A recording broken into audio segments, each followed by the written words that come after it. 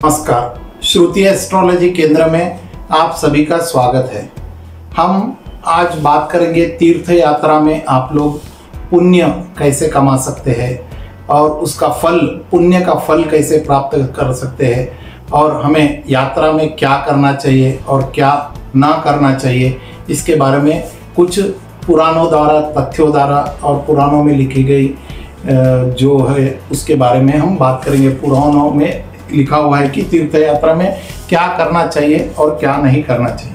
तो तीर्थ यात्रा में जब आप कभी भी तीर्थ यात्रा में जाते हैं तो वहाँ पर तीर्थ में साधु ब्राह्मण का उपहास या निंदा कभी ना करें, उनकी परीक्षा कभी ना ले, किसी धर्म की बुराई या अपने सनातन धर्म की बुराई के विषय में कुछ भी बात ना करें। जिस तीर्थ में जो देवता तथा ब्राह्मण निवास करते हैं वे सभी वंदनीय है तथा पूज्य है।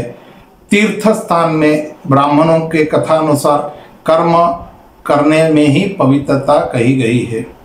और जहाँ पर हम लोग तीर्थ यात्रा जाते हैं और तीर्थ यात्रा में हम लोग अपना हेल्थ अच्छा होने पर भी या फिजिकली हम लोग फिट होने पर भी हम लोग कुछ, जैसे खच्चर है, अभी कुछ लोग केदारनाथ जाते हैं, फिट होने के बाद में ही, हेल्थ अच्छा होने के बाद में भी वो लोग खच्चर का इस्तेमाल करते हैं, पैदल नहीं चलते हैं। उनके बारे में कुछ बता रहा हूँ। सवारी द्वारा जिससे कि हमें पुण्य का फल कितना मिलता है यह बताऊंगा मैं। सवारी द्वारा तीर्थ यात्रा करने पर जो फल होता है, पूरा फल, उसका सिर्फ आपको 1/4 हिस्सा ही, चौथा ही मिलेगा, 1/4 हिस्सा का फल मिलेगा।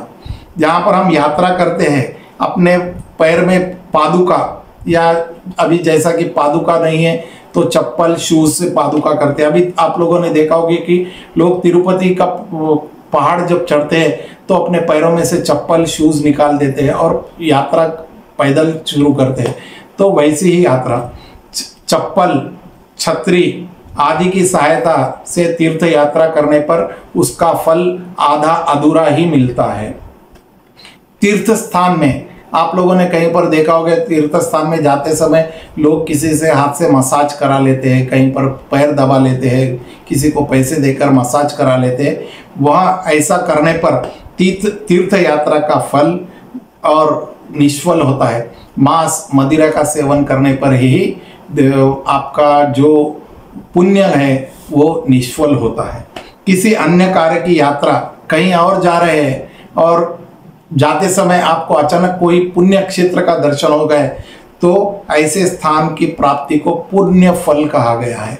ऐसा फल ज्ञान पूर्वक होने से ही प्राप्ति होती है। जब भगवान हमें बुलाते हैं, अचानक हम कहीं जा रहे हैं और कोई मंदिर का दर्शन कर लेते हैं या कोई बड़े मंदिर का दर्शन, तीर्थ क्षेत्र का दर्शन अचानक से होता है या कोई हमें अचानक बुला लेता है। बहुत सारी जगह पर ऐसा होता है कि हमारा कोई रिलेशन वाले 5-6 रिजर्वेशन कर देते हैं, उसमें से एक व्यक्ति नहीं जाता है तो तुम चलो, ऐसा कहकर बुलाए। ऐसे टाइम पर जब बुलाते हैं तो ऐसे टाइम पर समझना है कि भगवान ने हमें बुलाया है। ऐसे क्षेत्र का दर्शन करने पर हमें पुण्य फल मिलता है।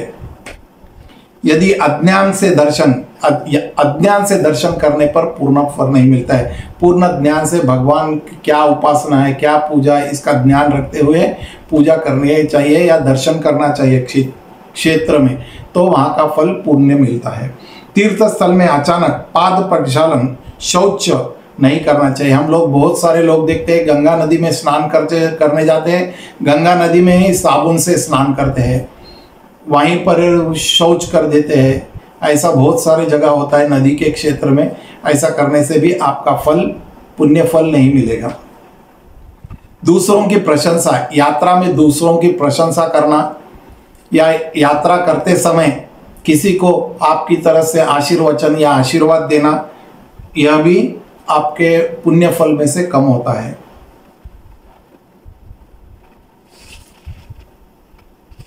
तीर्थ क्षेत्र में दक्षिण दिशा में कभी निवास नहीं करना चाहिए।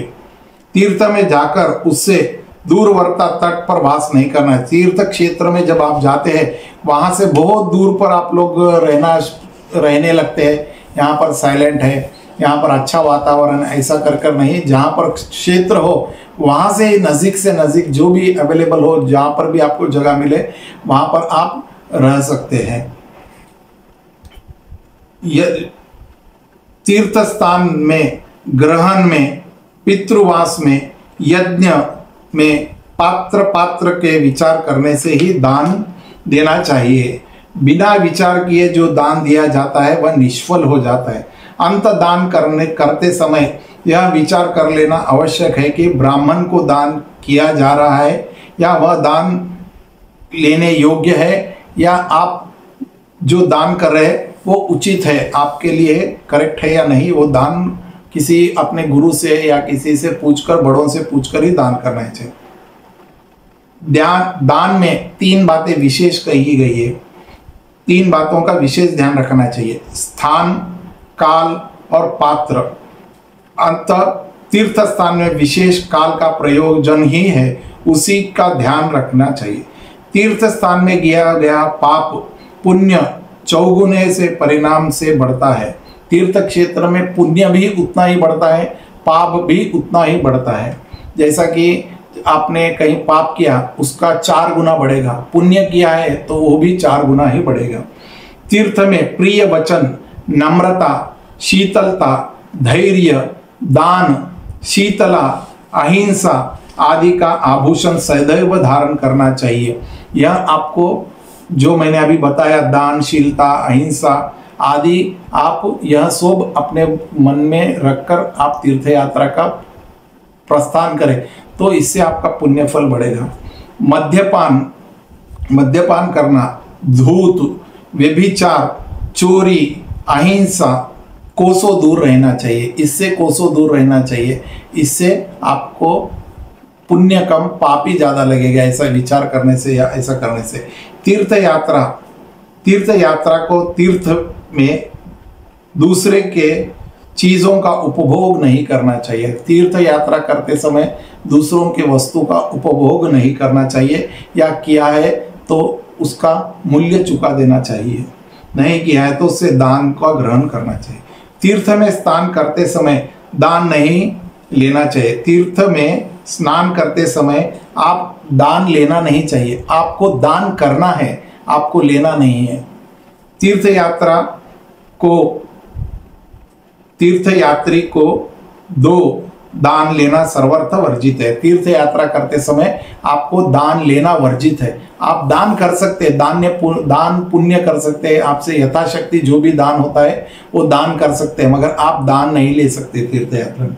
तीर्थ क्षेत्र में तो आशीर्वाद लेना उचित है, देना नहीं चाहिए। आप कितने भी बड़े हो या आपको आपके जो भी शहर में रहते हो, गांव में रहते हो, आप कितने भी पूजनीय हो, तो आप तीर्थ क्षेत्र में जाने के बाद आपसे कोई भी बड़ा हो या विद्वान हो या बुद्धि से आपसे बड़ा हो, ज्ञान से बड़ा हो, या कोई गुरु हो या साधु हो, उसके ब्राह्मण हो, उसके चरण स्पर्श करना चाहिए, मगर आपसे छोटा या उसको आपके चरण छूने मत देना चाहिए, क्योंकि इससे आप जो भी यात्रा में फल आएगा आपको या फल की प्राप्ति होगी वह प्राप्ति आपकी कम होगी। तीर्थ में नित्य नियमानुसार पूजा पाठ, जप, दान आदि में ही समय बिताना चाहिए। किसी दूसरे के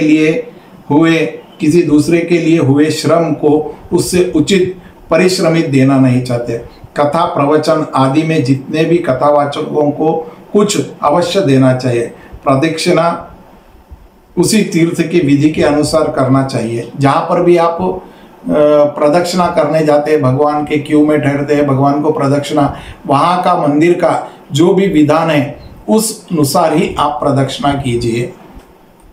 तीर्थ में नास्तिक विचारधारा का सर्वथा त्याग करना चाहिए और नास्तिकों को सहचार्य से अपनों से दूर रखना चाहिए। जो भी गलत संगत के लोग हैं आपसे दूर रखिए। तीर्थ यात्रा में जो सत्य व्यक्ति है, जो अच्छे गुणों वाला व्यक्ति है, जो साधु है, ब्राह्मण है, उनके साथ ही रहने से आपकी यात्रा अच्छी सफल होगी। तीर्थ यात्रा में आप लोग मद्यपान का निषेध है। यात्रा में वाइट विचार, जो भी आप गलत सोचते हैं, किसी का विचार अपने मन में आते हैं, वो विचार भी निषेध है।